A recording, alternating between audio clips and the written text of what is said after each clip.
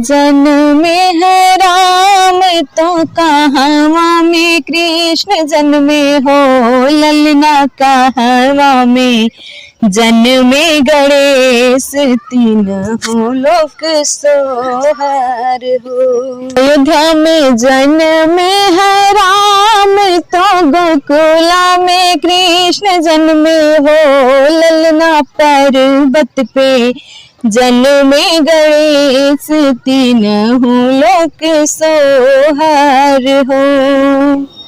केकरा के जन्मे है राम तो केकरा के कृष्ण जन्मे हो, ललना केकरा के जन्मे गणेश, तीनों लोक सोहर हो।